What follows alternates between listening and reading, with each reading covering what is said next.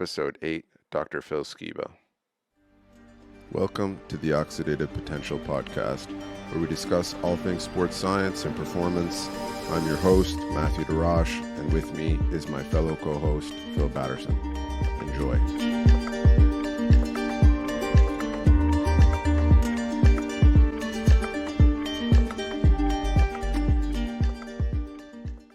Today on the show with us is Dr. Philip Skiba. You may have seen Dr. Skiba before from the famous documentary Nike Breaking 2, the project where Dr. Skiba, along with a few other scientists like Brett Kirby, Andrew Jones, Roger Cram, the list goes on. All the heavy hitters in exercise physiology, these guys came together and tried to formulate and help a selected group of athletes break the 2-hour marathon barrier that had been put out there. So this is an amazing documentary. Even if you're not into running, if you're into team sports, CrossFit, whatever it is, cycling, understanding the granular process that was taken in this performance engineering space for getting these athletes to break this 2-hour marathon or having them try, absolutely amazing. Probably one of my favorite, most watched documentaries for sure. I've watched it so many times now, but it's also one of my favorite documentaries. Dr. Skiba has written probably the best book in endurance sport I've ever read. I haven't read every book, obviously, in endurance sport, but I've read a lot of them, and this book is absolutely a gem. And there's like something crazy, like 400 citations in the book, and he's basically just giving you a roadmap to make an elite endurance athlete, and he's giving it to you for a few dollars. And there's nothing in that book that is not backed by solid research and evidence, and he's not reaching for stuff. Like I reach for stuff. A lot of people I know reach for stuff. This guy doesn't reach for things. He backs it up with what's out there, and he plays that line. So you're not going to be led astray with a book like this. So I hope you guys go and check that book out. I'll leave the links to that in the description. Yeah, and on top of that, Dr. Skiba has probably one of the most impressive resumes I've ever seen. And I'm not a big resume guy. Like, I think there's plenty of guys out there doing amazing things without resumes, and I think sometimes resumes can take away from that. And also, there's a lot of resume pumping out there, right? People just adding stuff to the resume. But his resume, any one of these things on the list is like a huge accomplishment in itself, right? He's board certified in family medicine and in sports medicine. He's a PhD in exercise physiology out of the famous Jones Laboratory in University of Exeter. He's a team physician for many other professional athletes, endurance athletes, high school athletes, Division I athletes, and he's also trained some of the best endurance athletes in the world.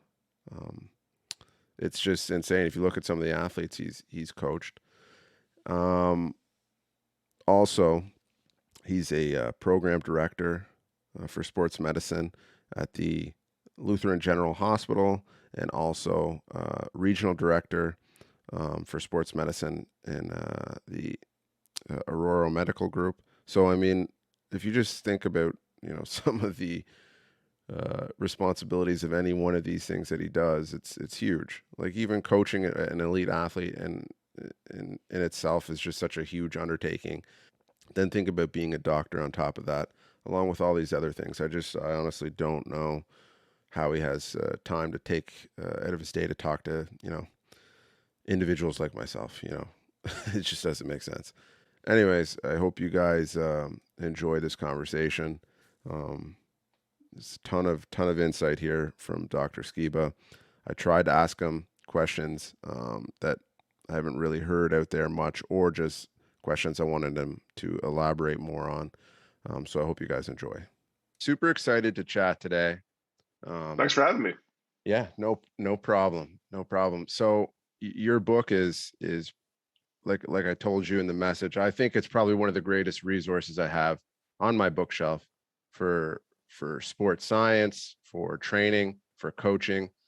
And I think the reason for that is because you provide a completely agnostic and objective roadmap for athletes and coaches.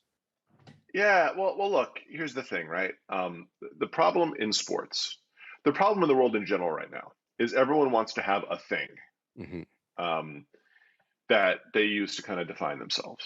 Um, one example I often talk about. There's one particular person who I will remain nameless, and I've watched the way they've sold themselves as a certain kind of expert, Mm-hmm. and that has evolved based on what they thought the market was going to be most into right now. Mm-hmm. Um, and it's like, if you're trying to fit yourself into some kind of mold and then take athletes and press them into that mold because Mm-hmm. it's what's kind of hot or sexy right now, Yeah. you're doing it wrong, right? Um, Everybody needs something a little bit different. And that's my goal in sort of providing, like you said, a really agnostic view. Here's what the evidence shows. You decide what you want to try. Because, like I often say, that people talk about things like periodization, and you should go long and easy, and then you should go short and fast, and then you should race, right? Mm-hmm. And maybe that works great for a track athlete or a 5K runner or something. But if your event is like an Ironman that takes like 8 hours to do, that might not be the best strategy for you, you Yeah.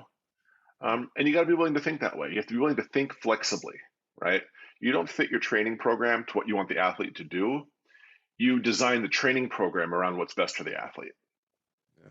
And as long as you always keep that athlete foremost in your mind and not your ego or your idea about how things kind of should be, um, you just start getting really, really good results.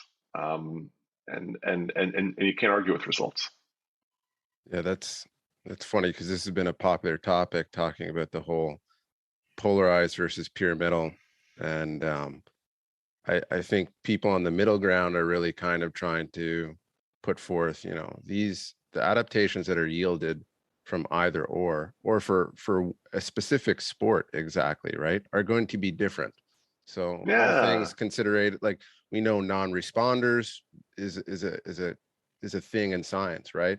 So to right. say that there's one path to Rome, yeah, Well, and the thing is, like, you have to understand that um, non-responders in part might be trying to train them the wrong way. yeah, Like for me, like a great example is, one of my some of the studies I did during my PhD. I was a subject in those studies, and so some of them involved really hard interval exercise. And so you test people before and you test them after, and you see, wow, look, their critical power, their VO2 max jumped 10, 15% in just a couple of weeks, right? That's substantial. yeah. When I do that protocol, I see a 0% improvement in my VO2 max or my critical power. But if you put me on my bike and make me ride a few hours a day for a few weeks, I get an even larger jump Mm, because it turns out I'm a volume responder, not an intensity responder. yeah. Um, and so if you take the time to figure that stuff out, you stop wasting time. Mm. Yeah, and I believe too, like when you're looking at things as well, like obviously this is into your considerations when you're talking about everyone's going to respond differently, but also I think with playing that field, you're also taking a more conservative line.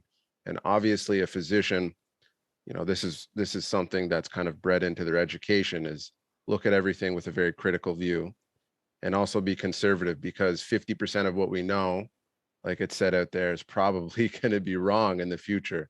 And when you take a more Yeah. conservative view, you're kind of hedging, right? You're Well, wagering. yeah. And the thing is, you don't know which 50% is wrong Yeah, at the time. exactly. Right? All I can tell you is that 50% of what I know is probably incorrect. Yeah, And so, yeah. So for me, as a coach, as a scientist, as a doctor, I'm pretty conservative. yeah, And I'm not willing to hang my hat on something that doesn't have a considerable amount of evidence behind it. And sometimes you just have to make your best guess. I'm not saying that. yeah. because a lot of things aren't very clear cut when it comes to biological sciences in particular. Like for me, that was the biggest challenge when I went off to do my PhD, um, because I saw a particular problem and said, I'm good at math and I'm good at that kind of stuff, and I'm like, I'm going to be the guy that figures this out. Hmm. Um, you know, and my advisors, Andy Jones and Van Hadlow were like, okay, Skiba, you take a crack at it, but I think you're going to find out this is harder than you thought. Yeah. And they were right. you know. Yeah. Um, so I think just with respect to all this stuff, um, just a little bit of humility is in order. Maybe you Yeah. don't know everything, and maybe you can't know everything. Yeah. Yeah. For sure on that point. Like something I'd be interested to hear your take on is because you've been in this field for quite some time. And obviously, I think you hold a little bit of a different perspective maybe than some others in the field. But what are some of the fads that you've seen come in and out of favor over the years, maybe return recently, which you kind of just know to be not very well supported in the literature or even in practice for the most part? Yeah, I mean, an easy one is dietary stuff, right? Yeah. 20, 25 years ago, Atkins was the thing, right? You should be eating Yeah. fat and protein and no carbohydrates, right? Yeah. And then the last couple of years, it was keto, which is basically the same thing. Don't eat carbohydrates, right? Yeah. Except when you look at the literature, that this does not make people faster; it makes them slower. Yeah. I frequently deal with an athlete here. It was a former national class athlete, Yeah. who's just getting slower. Oh, but I feel so much better, and my GI is better, and my guts feel better. I'm not denying you may feel better. I'm Yeah. not in your body. I don't know what that means. What I can tell you is that you are slower, not faster, and you are moving down the ranks, not up. Yeah. And that is not why you employ me. You pay me to tell you the truth, and you pay me to help you get better. Yeah. Um, so that's the easiest one, and this has been well studied. If you look at, when I was at ACSM, I was lucky enough I was at a table, with Louise Burke, who's really the preeminent sports Yeah. dietitian of our time, Mhm. and she studied this in detail. Looking at these like carbohydrate, looking at a lot of this stuff in terms of carbohydrate limiting thing and periodizing nutrition and stuff, and it's just there's some evidence in sub elite athletes that you can see some benefit of less carbs, sometimes more carbs at others, or whatever. But in general, when you look, and I talk about this in the book, when you look at high level athletes, there's no money to be made there. You Yeah. know, really you need to make sure your feet. You have to, like, the way she puts it is you have to feed for the work required, Yeah. and it's just no more complicated than that. Yeah. And those things have been studied extensively. About how much carbohydrate, how much carbohydrate you need to eat. Um, so yeah.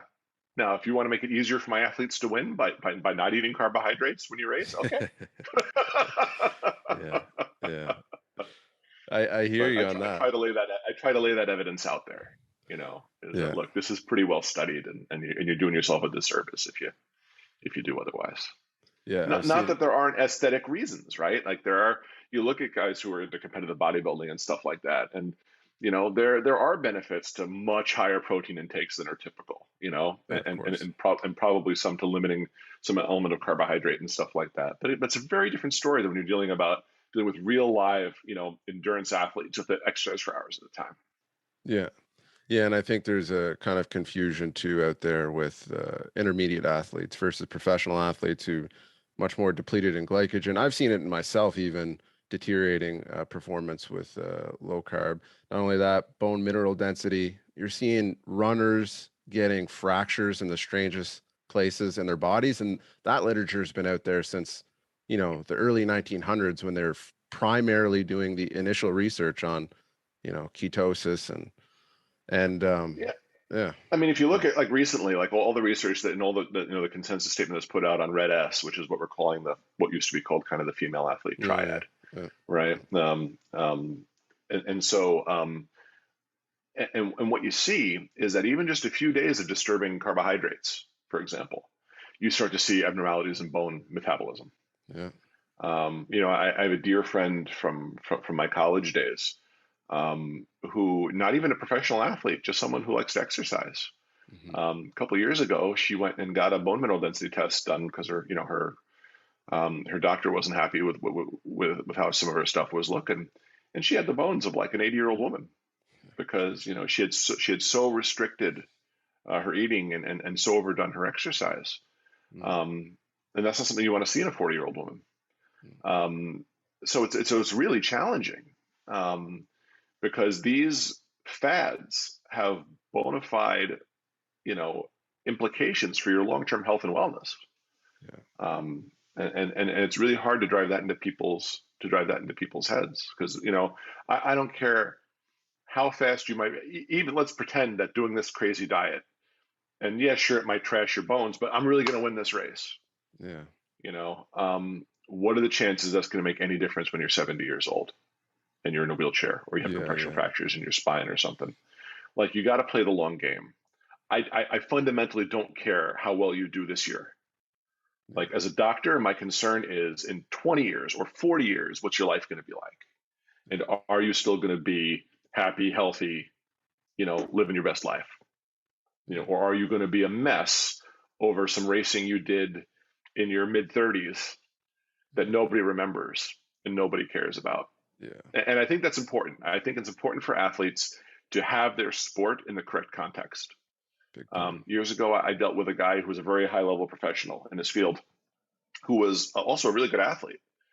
His physiological numbers were sky high, clearly way elite level. Hmm.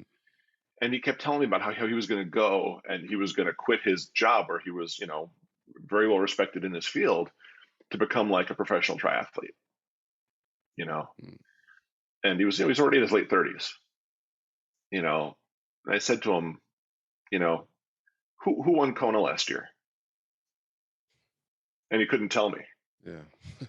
I said, so you're telling me how important this is, yet you can't tell me yourself who the champion in the sport was last year, even. Yeah. So again, consider what this sudden dedication you're having to the sport, what the consequence of that might be for this professional career that you've spent literally the last 30 years of your life building, Yeah. you know?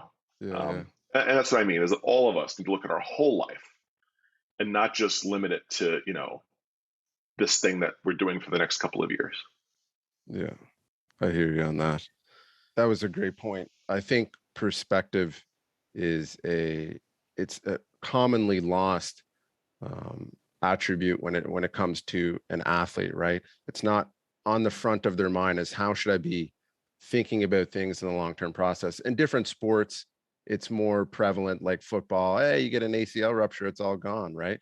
But for Right. things like running and cycling and triathlon, you know, and yeah, there's a lot to be uncovered. Especially, it's funny because with the research, I think one of them was in your book actually, with periodization of carbohydrates, with I think it was David Bishop, and he even said the positive benefits that we're seeing there with these intermediate athletes, I don't even think they're from the low carb diet. I don't even think the benefits from there. He thinks it's actually from the fact that they're getting the signaling twice a day because they were periodizing and training twice a day where they're depleting, right? The Yeah. night before. And so there's just, I think people are really jumping the gun with a lot of this stuff. They see one signal, oh, fat max went up. Oh, I must be getting better, right? Anyways, yeah, it's good to hear an educated perspective, and I think you do a good job in your book, kind of laying it all out. Like, hey, Well, if you're gonna take and something, fat max is a great example. I talk about that a little bit in the book, where yeah, yeah, it's this other potential signal. Sure, but it's like that curve is so broad as to be meaningless, yeah, right?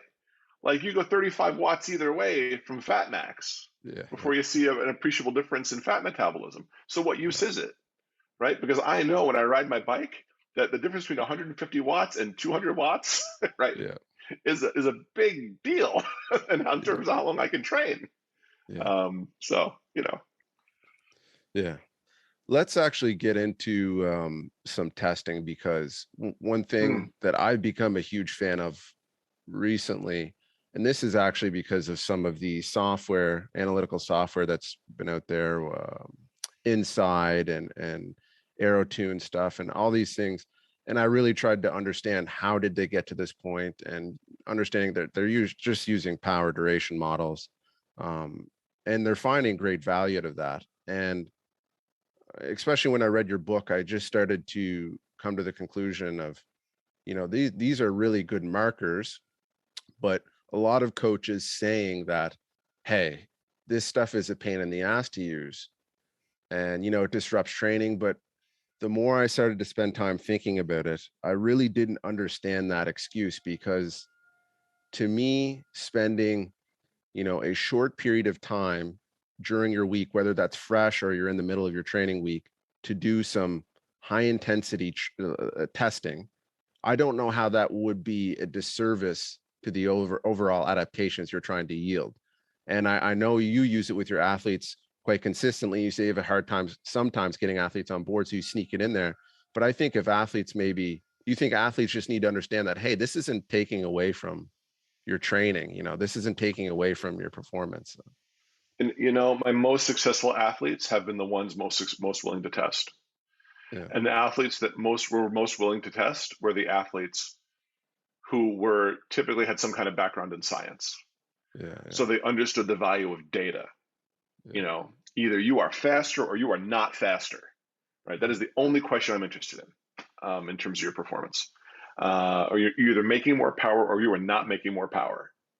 That's my only concern as a coach, in terms of performance. I mean, there's lots of other stuff that goes into coaching, obviously. I'm simplifying. But the challenge with this is understanding what is legit, scientifically based, well-supported testing, and what is fad and nonsense.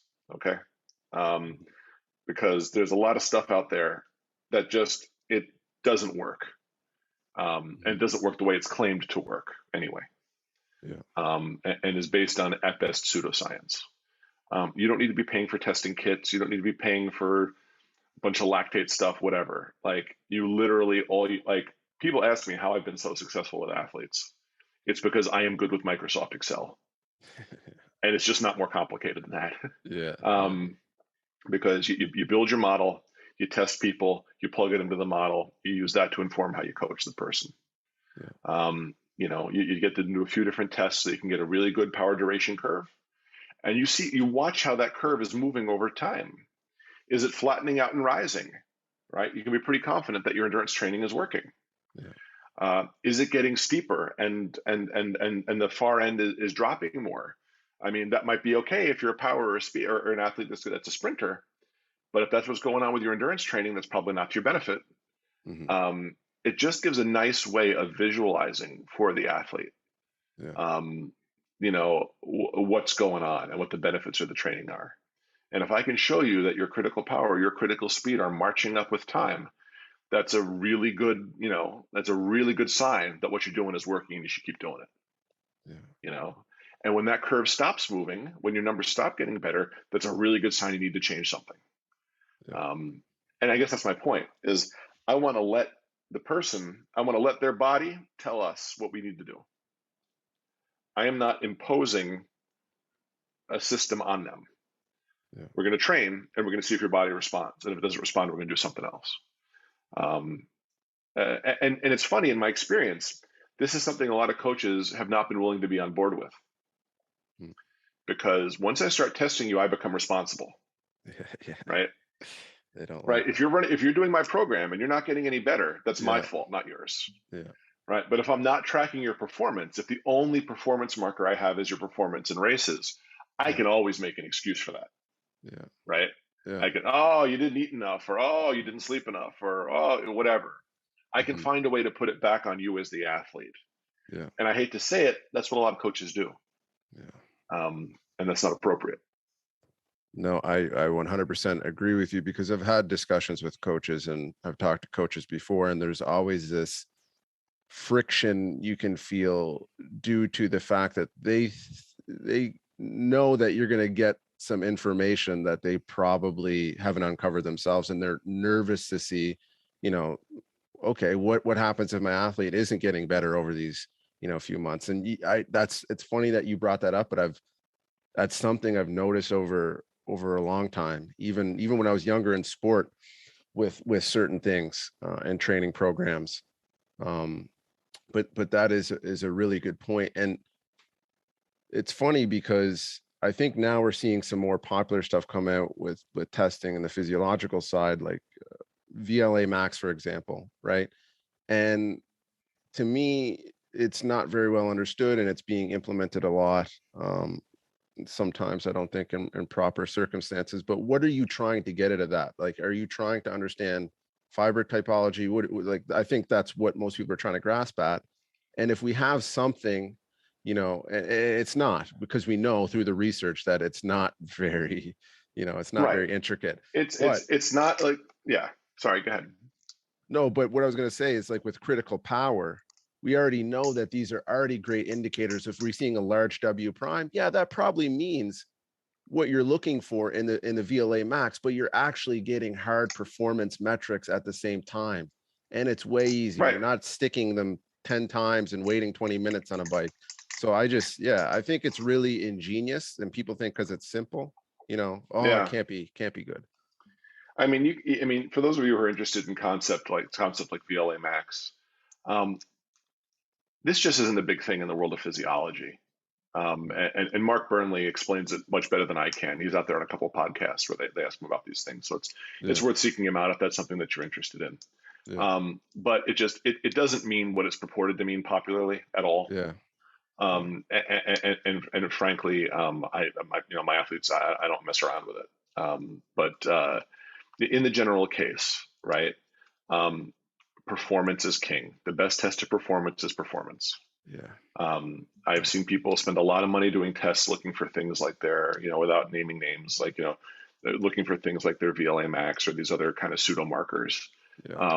And they're moving exactly the opposite direction of what they're quote unquote supposed to do. Yeah. You know, so it's just like, enough with it. Like, are you faster or not? Like, Yeah. that's what I want to know. Yeah. And let's it's a remarkably small amount of physiology that you need to know to be able to make those kind of calls. And Yeah. part of the challenge is that a lot of coaches are not well versed Hmm. in things like sports science. And why is that, right?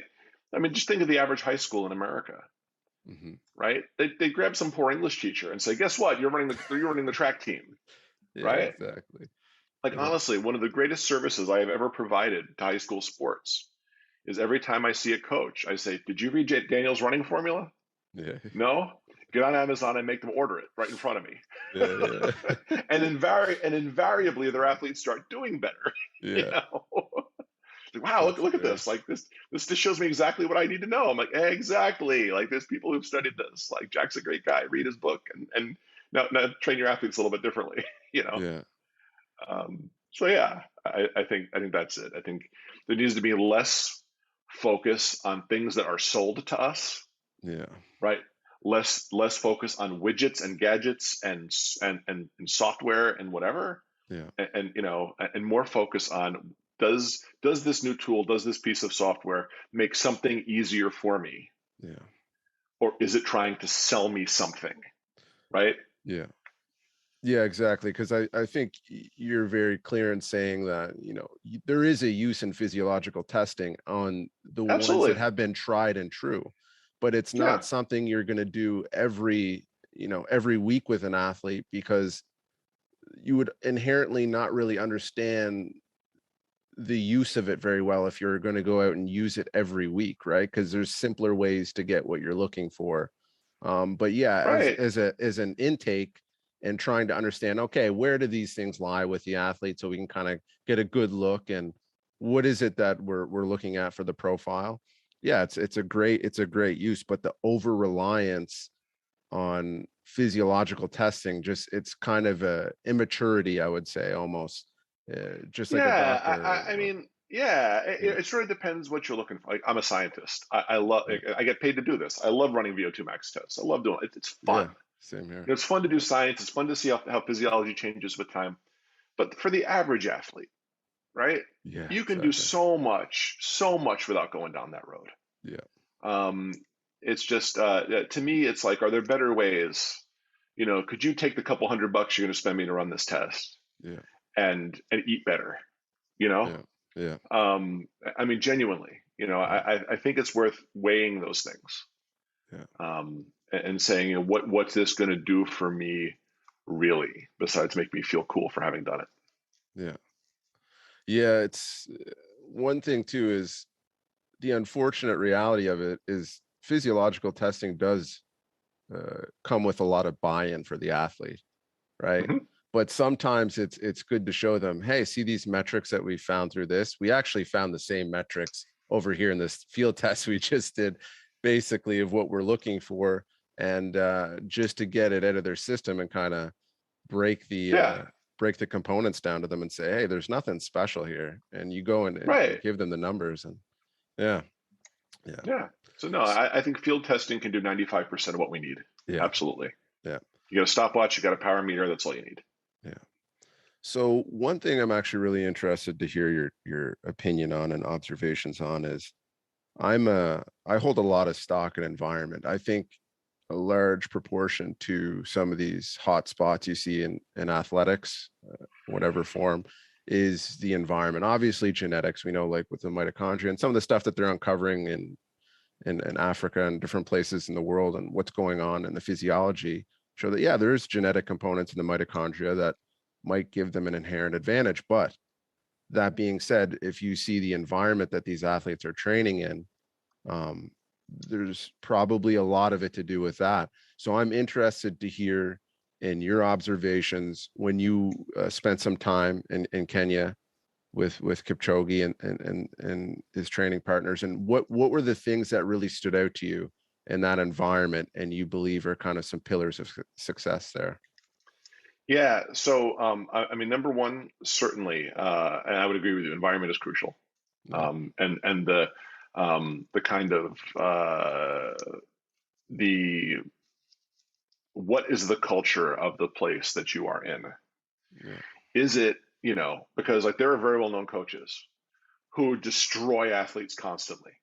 You mm-hmm. know, they get one world champion or two world champions, and there's like the rest of the race course is littered with the bodies of the people that they have crushed. And I know that because Yeah, I see them as a doctor. They come to see me and say, "Fix me," and yeah, sometimes it's not possible because they've been just wrecked. yeah, Um, then you look at places like you go to Kenya and you see Elliot and his team. You see the way Patrick Seng runs things, and it's as simple as a supportive environment that mm-hmm. everyone understands that the team is first, that the health and welfare of the team is first. Mm-hmm. You ask Elliot, and I think he even says it in the movie. I'm this great athlete, but I'm 1% of what the team can accomplish as a whole. Um, and that's the right attitude. There's no prima donnas. Yeah, That it's like we're all pulling in the same direction. Patrick Seng, he's a great coach, and and really, like we had such a productive relationship with him and with some of the other coaches in Ethiopia and so on, that they were really keen to get our scientific insights, but we were just as excited to get their insights on the ground working with these athletes. yeah, And what does that mean? It means Patrick Seng being on the track and watching his athletes and being able to say, you know what, you're tired, you don't look good today. Bag it, you're done for now. You know, yeah, it's the athletes being um, comfortable to saying, it's comfortable enough to say, I don't feel right today. I feel off today. mm-hmm. Maybe a 15-mile tempo run is not what I need today. Yeah, You know, okay, and that's accepted. Which is not the way it is in a lot of places, right? It's more is more, harden up. You got to gut it out, and that destroys athletes.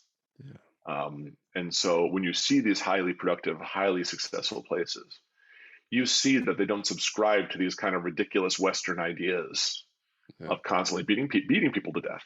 yeah, You know, and the literature bears that out. Like the seminal studies were done in the '70s by Dave Costel, who shows that basically you take swimmers above about 25 or 30,000 yards a week, they don't get any better. mm-hmm. Um, you know, so what are you doing it for? Yet I regularly have high school students that are swimming more yardage than that. you know, and they're not any better than anybody else, you Yeah. know. So it's like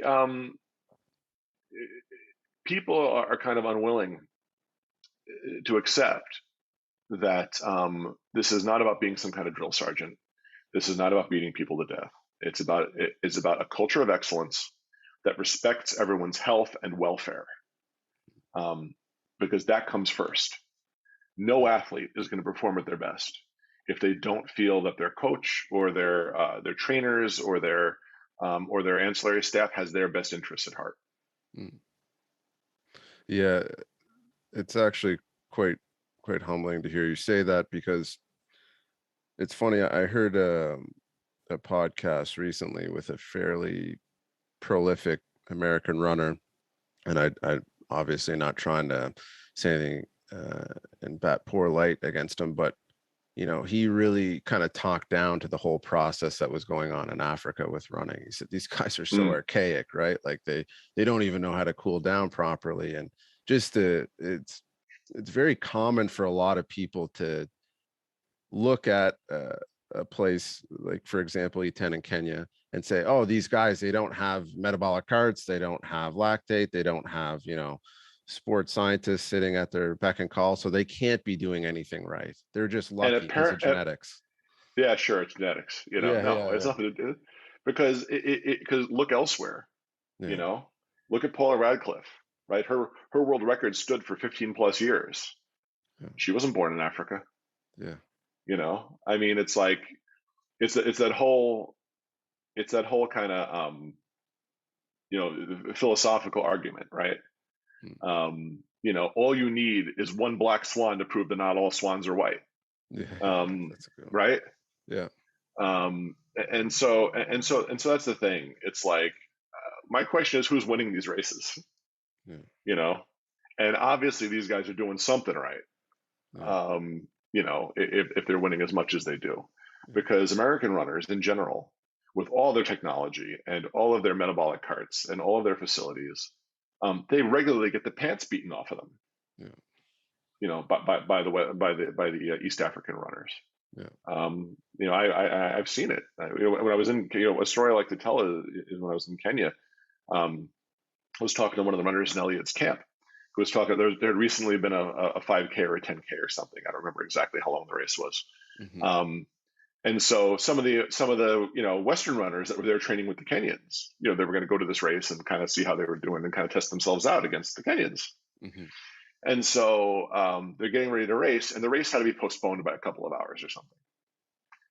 And these Western runners were freaking out. Right? I had my shake. This is the time. I have to race now. I can't wait 3 hours. And the Kenyans are like laughing at them. yeah, He was like, I said to him, my friend, come, like, let's take a nap under the tree. Like, we'll run later. It'll be fine. You know. And these guys couldn't wrap their brain around this, and did predictably bad. What you're looking for is flexibility, the ability to perform under a variety of circumstances. yeah, And the longer your race is, the more important that is, right? Because lots of stuff can go wrong in an Ironman. yeah, Like Kat Morrison years ago was racing in Lanzarote. Had a bike mechanical, and she lost like 30 minutes or something ridiculous sitting on the side of the road. But does she freak out? No. She waits for service. She sits on the side of the road. She stays hydrated. She sits in the shade. And then she comes back and she wins the race. In like the last mile, she takes the lead and wins. yeah, Why? Because she was flexible. Because she understood that, I can't do anything to change this. I'm not going to panic about it. I'm going to make the best strategy I can from here on out. yeah. And the more you are able to always see a way forward, right, the less likely you are to be stuck in rigid thinking and rigid programming and all these kinds of things that are ultimately going to defeat you. Yeah. Yeah, psychological flexibility. It's funny, in the sport that I did, I always found some of the best athletes are the ones, because there's always going to be something come up. And when you get to these longer events, there's always going to be something to come up, whether it's dehydration, not getting your nutrition right, bike, whatever it is. So these athletes that had the ability to adjust in fight and adjust according to what was needed at that moment, and not waste the mental energy, not waste the mental focus on things out of their control. for any athlete, I think it's a huge aspect, not really thought about or taken into consideration, that could yield huge gains, right? It's just the Yeah, no, I psychology. agree with you. I agree with you 100%. Yeah.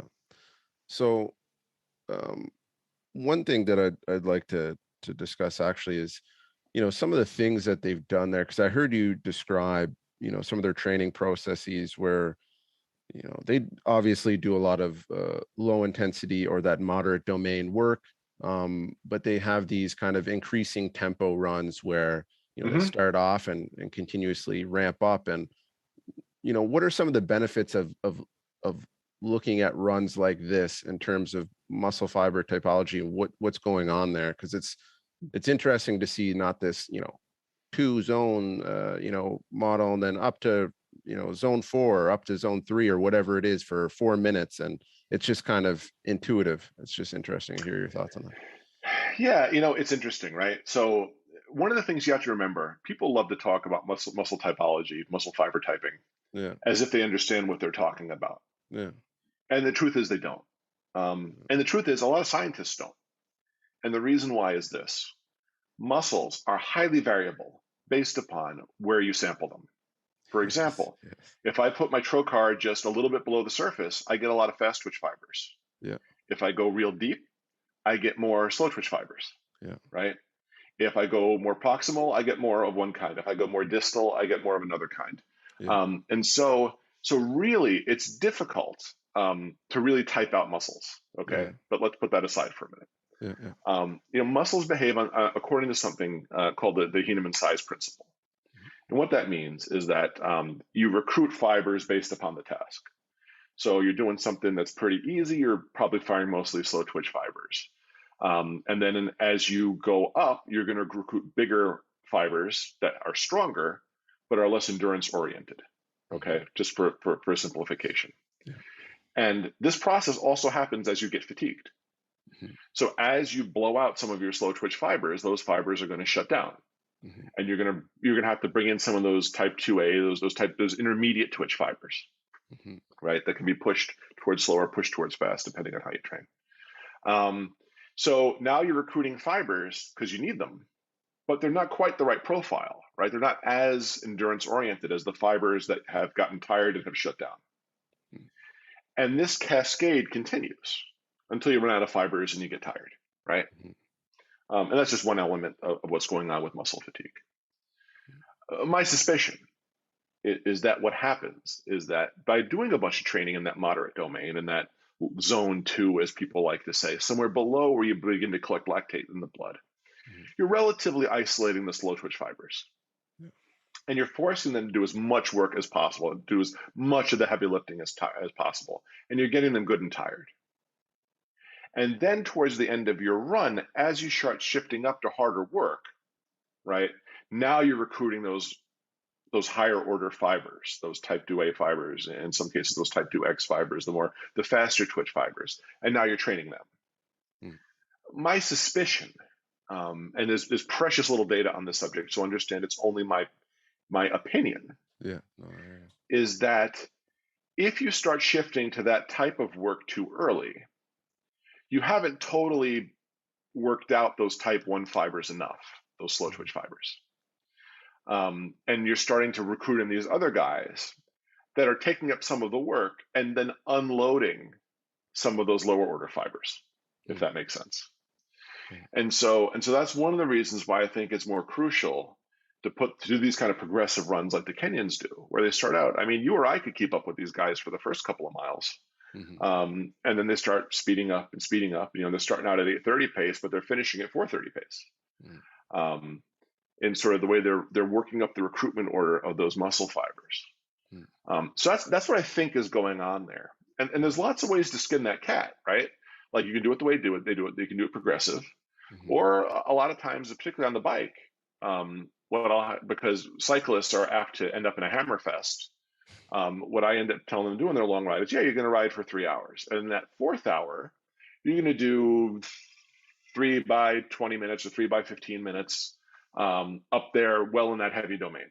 mhm, Somewhere below critical power, but bang in the middle there, someplace where it's going to be harder. You're going to be breathing harder. It's going to feel like more effort. It's going to feel like a tempo ride. and doing it that way. But there's lots of ways to skin that cat. You got to find out what works best for you. I find the progressive running, for like less experienced athletes, doing blocks of work at the end works better.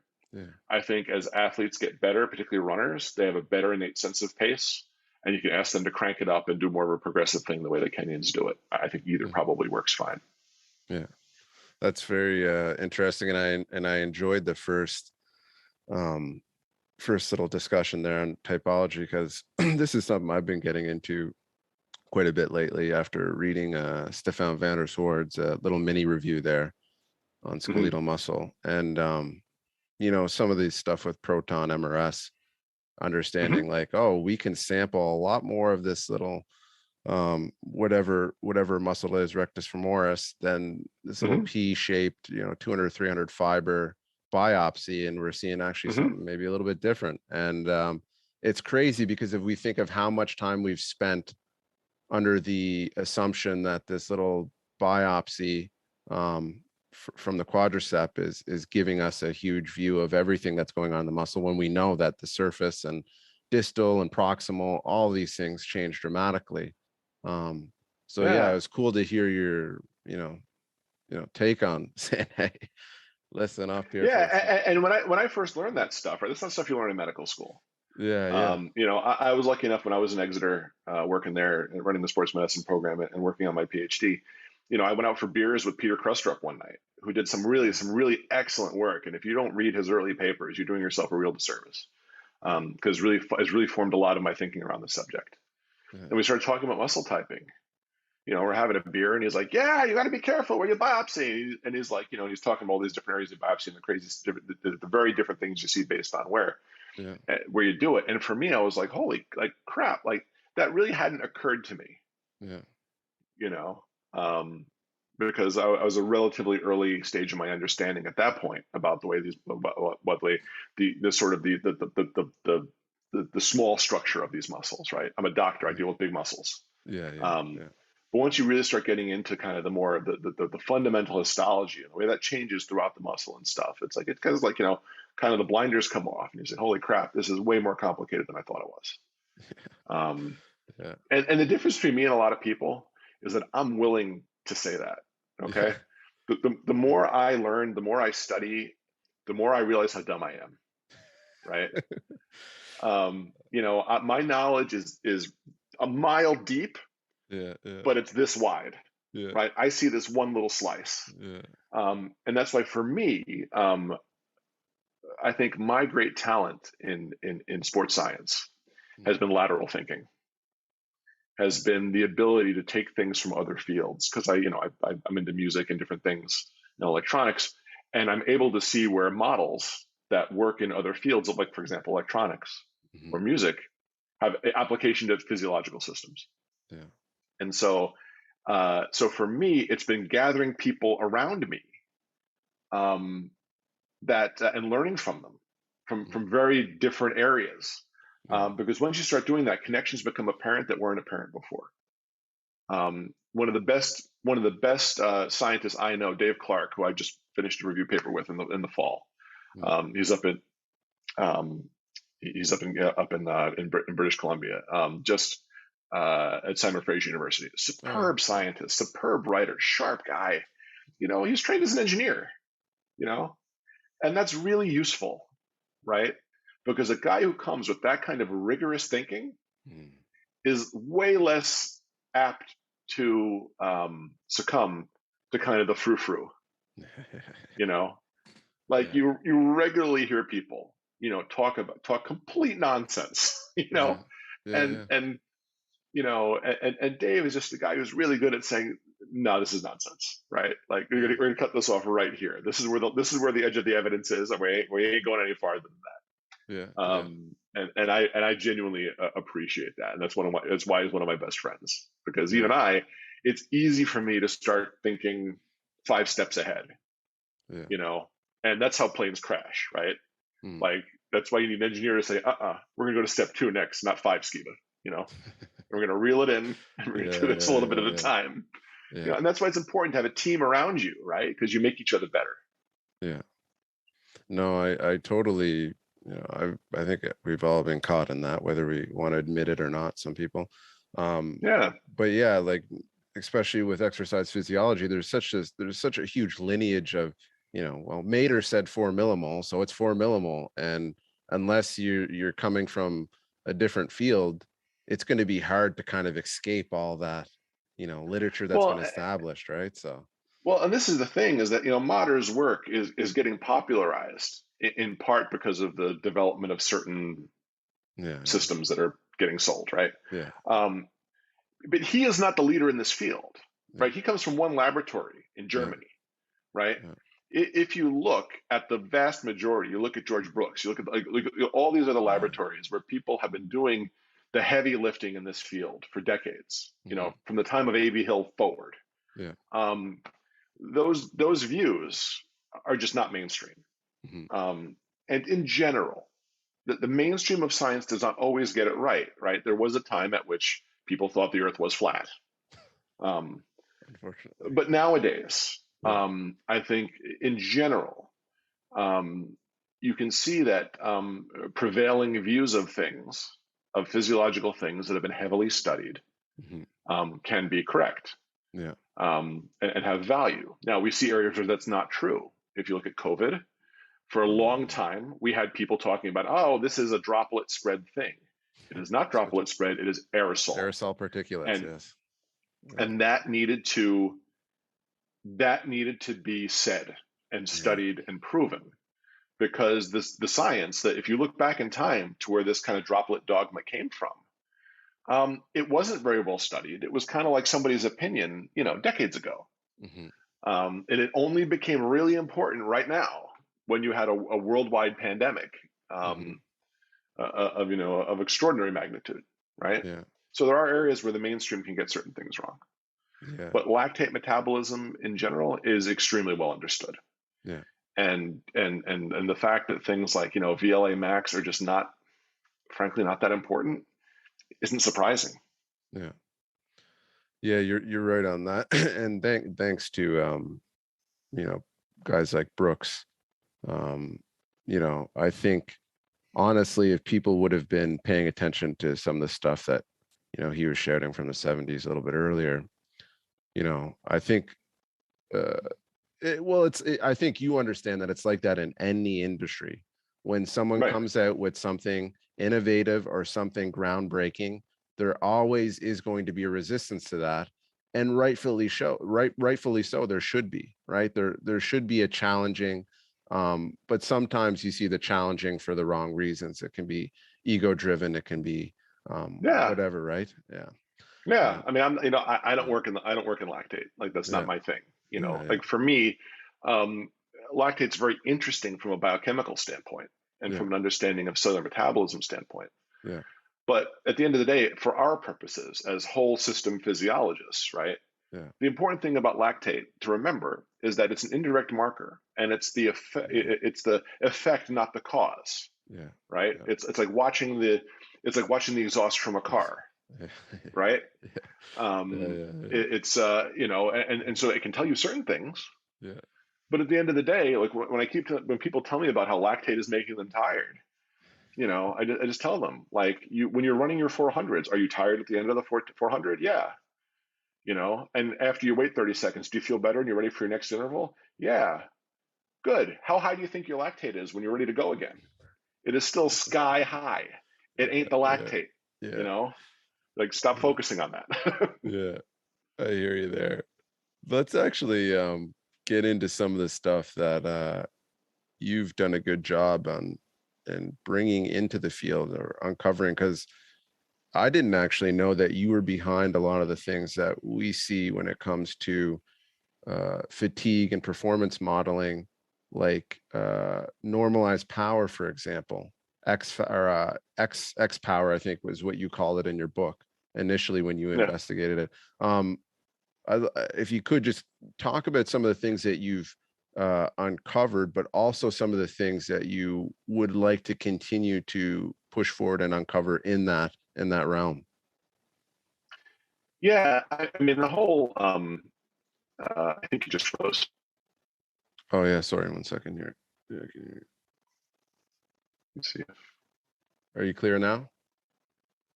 Yeah, you look okay now. Okay. One of the things to think about is like, for example, X power was, Andy Coggan years ago developed this idea that you could adjust power. Uh,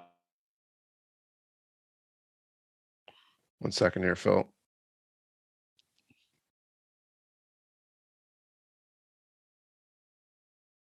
If you can still hear me, just 1 second. Oh, I lost him.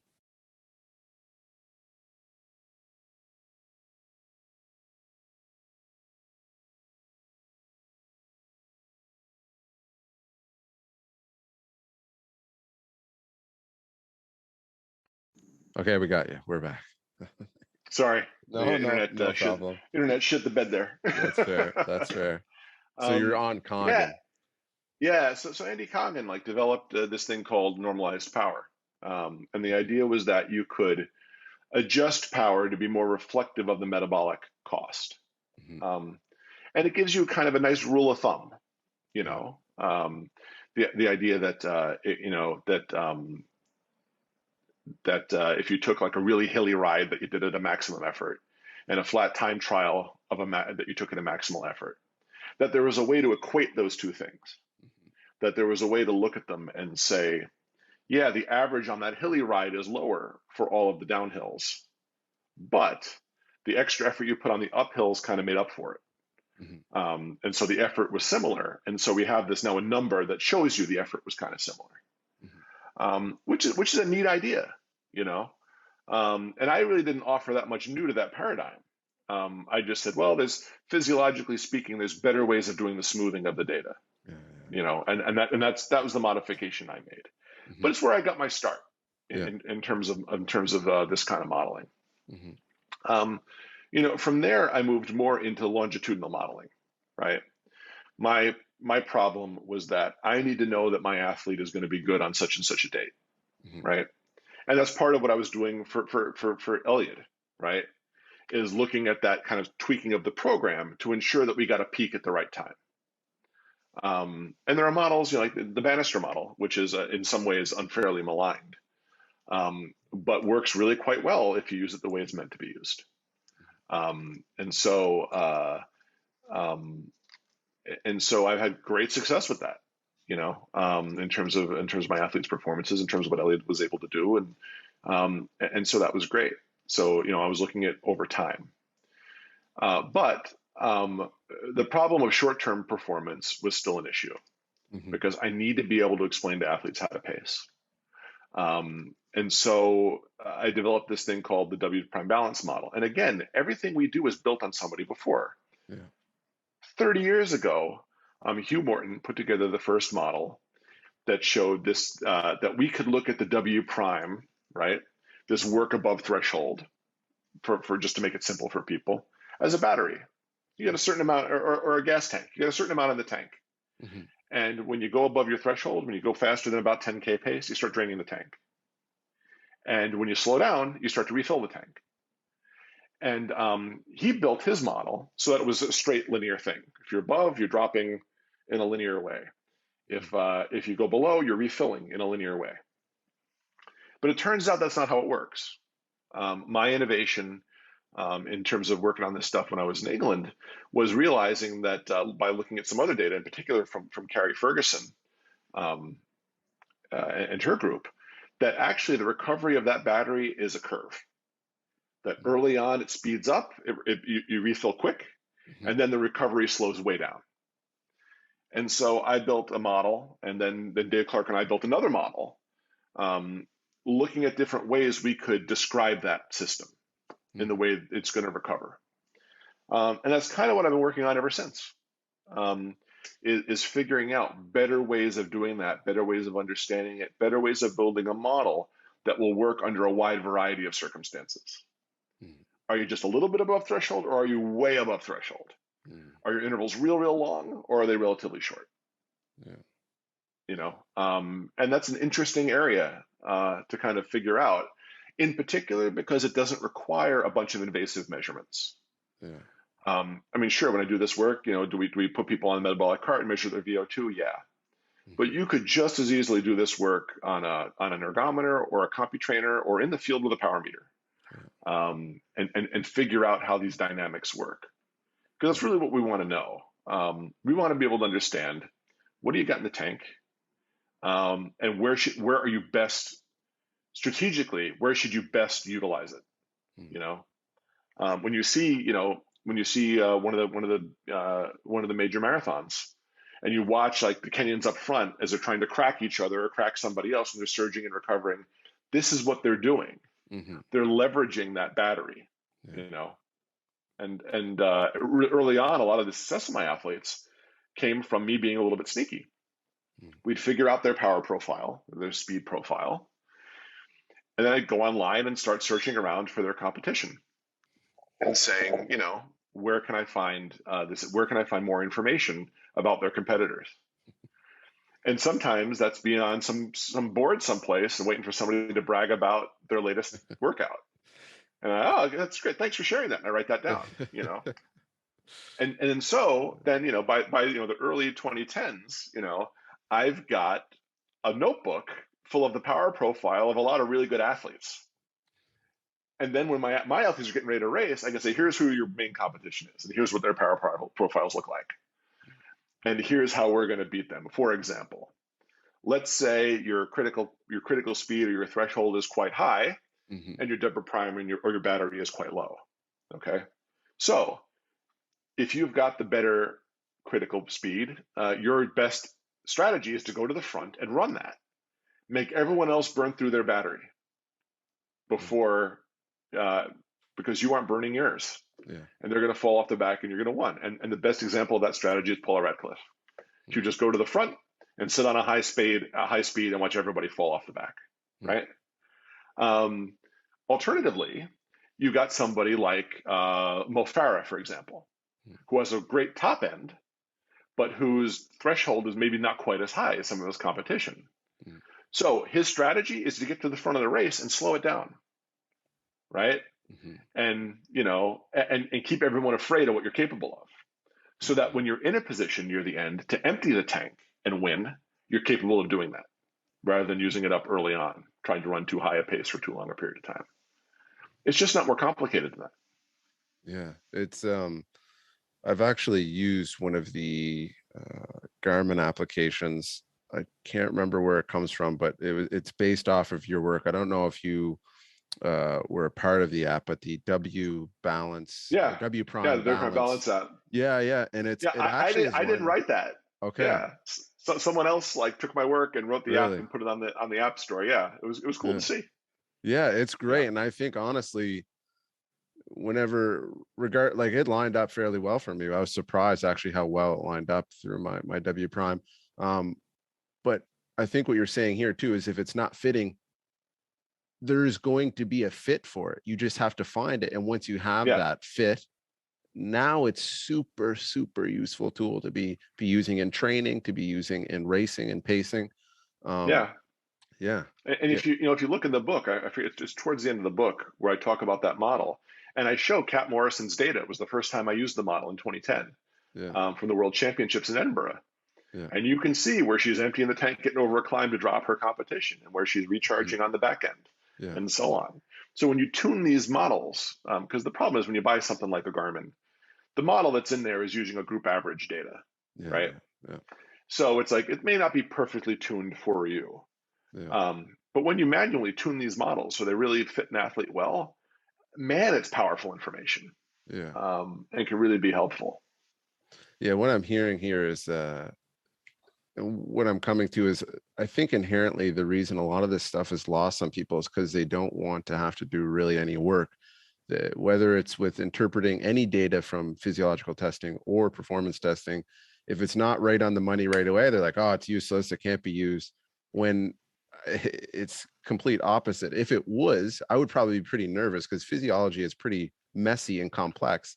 And if some simple test just went out there and went bang on the money every single time, I'd be worried that, there's some type of overlying law in the universe that is, anyways. But I think it's just, I think coaches need to understand more that these things don't really need to be tweaked that much. There's not a ton of work behind it, and the yield Yeah. that you get back from it is immense.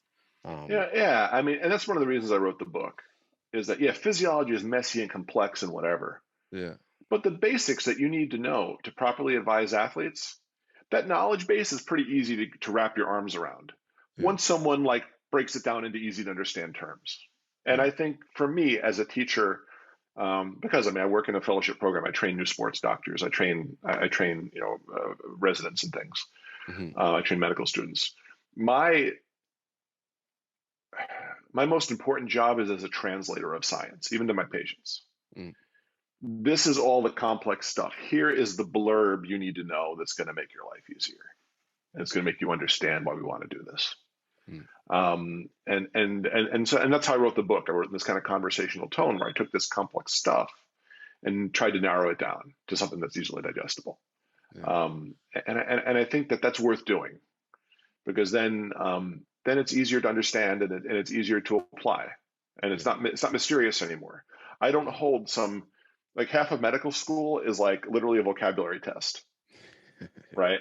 yeah, Like, yeah, we're not going to call we're not going to call something what it is. We're going to call it some weird Latin name because it yeah, makes us feel smart. But at the end of the day, it's just yeah, yeah. That's why I have medical terminology textbooks up there trying to figure out what the frig people are talking about. Anyways, No, exactly, yeah, yeah. exactly. Yeah, no, it's a great service when people do come down with some humility and understand that everyone's coming from a different portion and learning and life, but it doesn't mean that they're not deserving of understanding the tenets or principles behind what's going on, right? Um, Yeah. yeah. So one thing I'd like to maybe we'll get into some of the final questions here that I like to hear Mm, guest answers on. And I know this is one that's probably going to be easier for you to answer because you went out there and even said one of the reasons you wrote the most recent book that you have, Scientific Training for Endurance Athletes, is because there's updated information. And you wanted to give that to people and say, hey, this is what the latest stuff is showing. I'm not scared to say that, hey, science has evolved here. I'm actually quite proud to stick my name behind that. But yeah, so I'd be interested in hearing a large failure or preconceived notion or incorrect hypothesis that you learned a great deal from, and kind of to understand what was the thinking and bias behind that and what led you down that path of that. yeah. I mean, for me, I think I was a little bit fortunate. Um, I came from a background, so I went to a small liberal arts college, Santa College in upstate New York, Hmm, where I got to work with fabulous scientists at an early time, hmm, and they really taught me a lot of humility, um, and made me understand how much we really don't know. hmm, And one of the best exercises I ever had as a young scientist was a George Bazinet, who sadly died too young. He was a great teacher and a great mentor of mine early on. Is that in his seminar he would make us read a lot of papers, hmm, and what he would do is literally have us. He would Xerox the papers and cut out the methods and cut out the results and throw away the rest of the paper hmm. and say, "This is what you need to read." And then you can make your own conclusions about what it shows. Wow. You know, in the early part, they're trying to accommodate you to their way of thinking. Yeah, yeah, yeah, And at the end, they're trying to convince you that their way of thinking was correct. yeah, You know, read this first yeah, and then read those parts. yeah, Because once you do that, then you can decide, did you think the same way? Or did hmm, you come to a different conclusion? yeah, Um, and so early on, I was very aware of bias in science or hmm, or the risk of going too far down a particular path. yeah, Um, so early on for me, I mean, for example, like I gave you an example earlier of muscle typing, yeah, yeah, yeah, right?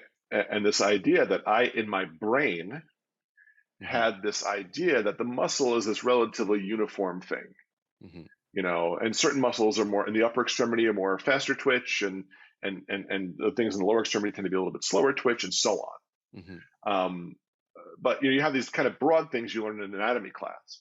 Hmm. And then all it took was a beer with Peter Krustrup to totally turn my thinking on its head Yeah, and yeah, say, actually, Skiba, you don't know as much as you think you know. yeah, And it's highly variable depending on where you're looking and how you're looking. yeah. Hmm. And that's the purpose of education, right? Is to Yeah, find out where you're wrong, right? It's like a dentist going in there with that little explorer, that little probe to find out where the cavity is. yeah, yeah, That's the way it's supposed to work in science, right? You should yeah, always be doing that. yeah. Um, so for me, I would say that's the easiest one to remember. Was the Mm, way I thought about muscle typing and the kind of ultrastructure of muscles. yeah. That was a good one. And that paper, it's funny because I've heard certain people. I just had a conversation with someone the other day, Coley Moore, and we were talking about how we read research, right? And you kind of say that, but the fact that he made you cut those out, like that's such a cementing of like, hey, like I couldn't think of a better process for any student to go through when reading research in the beginning of the think about how much would be saved. And anyways, I think that's great. I'm gonna try and Yeah, I still tell portray my that to residents and people. fellows and my students to do that. Yeah, I'm yeah, like, be willing to read this and then try to make your own conclusion before you read someone else's conclusion about it. Because yeah, it's so easy to bias yourself. Oh yeah, yeah, that makes sense. That's probably how it is. yeah, You try it first. You know. yeah. So another question, I think I know the answer to this, but maybe I'll be wrong. But if you only had one testing diagnostic, whether it's performance testing, physiological testing to use with an athlete, let's just say for 3 to 5 years, and it doesn't have to be because you think it's the best, but maybe you're interested in it for whatever reason. You want to uncover maybe what can I learn from this, but it can be either or. What would that testing protocol be, and why would you choose that? It will be critical power or critical Yeah, speed testing without question. yeah, It's easy. It requires just a stopwatch or a power meter, and it gives you very, very actionable intelligence yeah, because it tells you like here's the performance from this time to this time. yeah, What needs to move up, what needs to move down, and then it allows you to monitor whether that movement happens. yeah, So yeah, like give me that any day of the week before you put me in a laboratory with a bunch of really expensive toys. yeah, yeah. No, I hear you there. If you're asking me to purely coach somebody and investigate their performance, No, if one you hundred if we percent. have to do science, I prefer a laboratory. Yeah, yeah, no, 100%. The Yeah, no, I think that's a good answer. So another thing I'm interested in outside of sports science and medicine, what are some things that you're passionate about? What do you do to get your brain outside of this stuff and give yourself a break? I mean, I have a few different outlets. I just I just spend a lot of time doing music. Yeah, I studied music as a young guy. I played in a fairly popular band when I was in college, mm, and I still like that. Every now and then I sit in with a band. I still have friends that I record with yeah, and do music with, and I think it's good because I think that kind of opens your mind.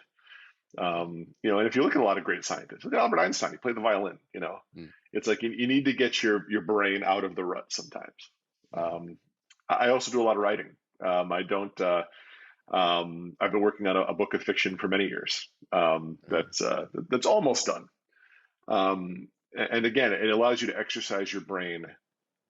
Storytelling in particular allows you to exercise your brain in a different kind of way, yeah, in terms of trying to make different sorts of connections. And it makes you a better communicator because what is communication but storytelling, yeah, right? yeah, So those are the main things for me. I mean, I was just in California, went surfing for a few days. I grew up in the summers on the beach in New Jersey. So, when I get a chance, I love to do that. But yeah, I'm at heart, I'm not an athlete. yeah. At heart, I'm going to tell you a secret. I don't even really like sports that much. What I'm passionate Got it. about is human performance. Yeah, And sports are a great place to look at that because you got people really trying to give 1,000%. yeah. And so that makes it the best possible laboratory for what I'm interested in. That's super interesting. Maybe that's why you have such an objective appearance. You haven't been sucked down the rabbit hole of of everything that comes along with growing up with, sport being ingrained into your brain in a certain way, right? It's funny. A few years ago, quite a few years ago now, I was involved with a major professional sports team that'll remain nameless, Hmm. and they wanted me to do a lot of work for them, and they wanted me to do it for free. Hmm. And when they when I asked them why I should do that, they said, "Well, we're so and so, and just this alone should be enough to motivate you." Hmm. And I laughed. I said, "Do you want to know something? Like, I don't even watch this sport. Yeah. I don't even Yeah. like sports, you Yeah. know." Um, and I think that does allow me to have a slightly different view, and that's why I do see a lot of professional athletes on the side, Mm. because professional athletes are not always convinced that the people working for their team, rightly or wrongly, have their best interest at heart. Yeah. The fear is, even though it's very often not true, Hmm. but the fear is that such and such doctor, that such and such team doctor, Yeah. is looking out for the owners, Hmm. or looking out for the organization rather than their own health. Yeah. And when they come to see me, what they see is this kind of more dispassionate view, Hmm. you know. And I frequently tell guys when I see professional football players, right, who are looking for a second or a third opinion, what I'm saying to them is, listen, man, I am not interested in whether or not you play another season. Hmm. You know, what I'm interested in is in 20 years, can you play on the rug with your kids? Yeah. Are you going to go to your kids' ball games? Are you going to be able to, function normally? Or is your brain going to be so scrambled from concussions or whatever else Hmm. that you're just going to be, you're going to have a very sad life? Yeah. And so I'm able to give that view outside of the sport. Like, I'm not all that interested in your legacy as the greatest quarterback of all time, Yeah. right? Because at the end of the day, you're going to play football another 5 years, and you're not going to play anymore. Yeah. And maybe you'll be on TV once in a while, or maybe you won't. Yeah. But like, there's going to be other things that are going to have to be important to you. Yeah. Um, and so that's my thing, and I credit my father with that thinking, right? Yeah. Um, you know, from as early as I can remember, he was like, "Sports are a pastime, and they're for fun." Yeah. You know, um, your life is something way beyond anything you're going to do on any field. Mm. You know, and if you're some professional athlete, your family's love and their support is infinitely more important than a 20,000 fans cheering for you on some Sunday. Yeah. It just is. In 20 years, where are those people in that stadium going to be? You know, Yeah. in 20 years, where's your wife going to be? Where are your kids going to be? Yeah. And that's just, I want people to put things in there, in you can rate things wherever they belong on your list of priorities, but understand all the priorities and look at them with open eyes. I think that's what I offer, in particular when I deal with professional athletes. Yeah. I wish I could. It's something I strive to do more of because I think most of us come to sport in a little bit different perspective. We get hyped up on the next shiny thing that comes out, right? And you have to constantly check yourself and say, "Hey, give it 5 weeks before you say anything." Um, Yeah, yeah, and it's funny because it's hard to be that guy. I can imagine it's hard to be the guy objective because I see it with fighting. Like when I have a lot of guys don't like talking to me at the club anymore. Like I can sense it because I'm the guy that ends up ultimately getting into a discussion about the neurological consequences of subconcussive blows over and over again. Or it comes to, the damage of weight cutting or the damage of some of the other extreme practices in the sport. Um, and part of me is wishing that, I can instill this in them like I wish someone had instilled in me before I got started in the sport. Which I already was thinking about concussions, but I wasn't thinking about all the baggage that comes along with everything added. And it's unfortunate because, it can provide a little bit of friction there. But I think in the long run, like you're saying, you don't care about that friction that it may cause. You're caring about ultimately the end yeah. state. Everyone gets to make their own decisions about their priorities. Yeah. Like the way I look at medicine is, I'm a waiter. Here's the menu. You might know everything that's on the menu, but I work here. I probably know what's good. You know, Yeah. and so that's what I try to do when I lay out all these different options and I lay out all these different things. Because at the end of the day, years ago there was a study, and they asked Olympic athletes if there was a drug we could give you that would guarantee a gold medal, but would shorten your life by 10 years, Mhm. would you take it? And the huge majority said yes. Mhm. Now think about what a crazy idea that is. You Yeah. know, Yeah. is your gold medal in this sport that no one but you is going to care about in 30 years Mhm. as important as being at your kid's wedding someday? Yeah. You know, like that's what you like, and it's not that dramatic in real life. But those are the terms you got to think in. Is that Yeah. what's going to be most valuable to you at the end of your life? When you're laying in bed getting ready to die. You got to make decisions on that basis. How's this going to feel to me then? When I look at the whole of my life, what's going to be most important? I think that's a good spot to end it on. I think it's a great message to end on.